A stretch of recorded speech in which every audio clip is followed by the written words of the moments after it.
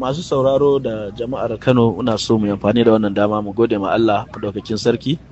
saboda nasarori da muke samu a harkar shari'a da ta shafi masarautar Kano, wanda shi Aminu Babbaɗan Agundi ya shigar da ƙara, kuma abubuwa da baya wanda kamar yadda kuka sani sun faru, kuma yau a cikin ikon Allah mun zauna a kotu, kuma dama abin da muka zo da roƙo ne cewa kotu ta bamu dama mu ɗaukaka ƙara akan abubuwan da aka yi da muka ga cewar an saba wa doka. To cikin hukuncin Allah, kamar yadda kuka sani, dama mun nemi wannan gaba ne domin yancinmu ne, daman mu ce, amma kuma muna da damammaki da yawa. Wannan a ƙarshe muka yi amfani da dama ta gaba wacce take wato wajen miƙa shi rekod na abubuwan da ya faru a wato a kotun ɗaukaka ƙara da ke Abuja zuwa kotun koli. Kuma doka ta bayar da cewa daga lokacin da ka yi transmission of record ka kuma kawo appeal number, to ita kanta kotun da kai wa appeal ɗin ba ta da hurumi da za ta saurari komai. Kuma cikin yadda Allah mun yi transmission na record jiya, mun samu appeal number ta Supreme Court, kuma mun je mun sanar ma da kotun appeal da cewa tun da mun riga mun tafi babbar kotu da take wato kotun koli, muna so ta dakatar da komai, ta saurara, domin babu wani file a gabanta, yanzu komai ya koma gaban Supreme Court. Kuma kamar inda ka sani, ita shari'a dama daga lokacin da ka ɗaukaka ƙara, in dai har kai transmitting record, wato duk abin da aka yi a kotun ƙasa ka ɗaukaka ka kai shi gaba, aka baka namba, to fa duk abin da wannan kotun ta yi ta ƙasa fa it is wato kamar an dakatar da shi ne gaba ɗaya. Saboda haka maganar cewar abin da ya faru a Supreme Court ranar 14 ga kotun appeal, abin da ya faru ranar 14 ga wata yana nan, to mu wannan zamu iya mu ce ma babu shi da yanzu, to mun menene, mun ɗaukaka ƙara kuma mun yi transmitting record. Sannan ina amfani da wannan dama da Allah in ƙara kwantar da hankalin mutane da su fahimci da cewar fa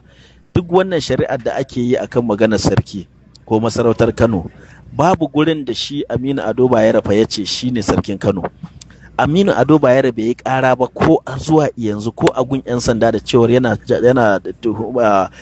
jayayya da jihar Kano ko kuma gwamnatin jihar Kano ta cire shi. Aminu Ado Bayero bai yi jayayya ko a kotu ko a gurin 'yan sanda da cewar bai so a dawo da Muhammadu Sanusi na biyu ba.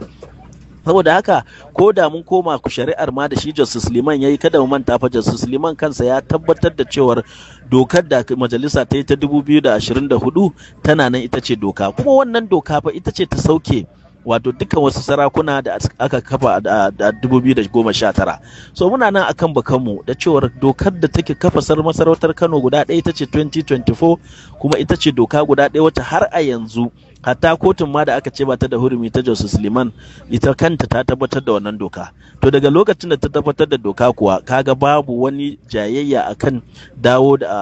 akan cire shi Aminu Ado Bayero da dukkan wasu sarakuna da dukkan wasu da aka ba su mukamai, har da shi kansa wato Aminu Babbaɗan Agundi, domin shi aikin meka ne kawai. Kuma inda a ce zuwa aka ce an cire Aminu Ado Bayero an naɗa wani sarkin a wannan ƙarƙashin doka ta 2019, daga nan ne shi Aminu Babbaɗan Agundi zai ce a matsayinsa na king maker ba a shawara da shi ba. Amma ɗaki baya tashi ragaya ta zauna. Daga lokacin da dokar da ta kawo Aminu Babbaɗan Agundi aka cire ta, aka kawo wata, to kaga dukkan abin da ya shafi Aminu Babbaɗan Agundi da sauran king makers da su sauran sarakuna na rano na ƙaraye da shauransu na wancan zamanin da doka ta 2019 duka sun tafi. Saboda haka a yanzu, kamar yadda nake sanar muku, babu wata shari'a guda ɗaya da Aminu Ado Bayero yake yi, ko da gwamnatin jihar Kano ko kuma da Khalifa Muhammadu Sanusi. To saboda haka ta yaya ne ma za a kira shi sarki bayan babu wani guri da suka ko ya kai ƙara ko ya nema da cewar shi sarki ne? Babu ko guda ɗaya. Bai kai gun 'yan sanda ba, bai kai kotu ba, halama kotun da ya kai magana ce ta cewa an rufe shi a wuri ɗayan hana shi yawo, kuma kotu ta ce a bashi ya yawo tunda cirarren sarki ne.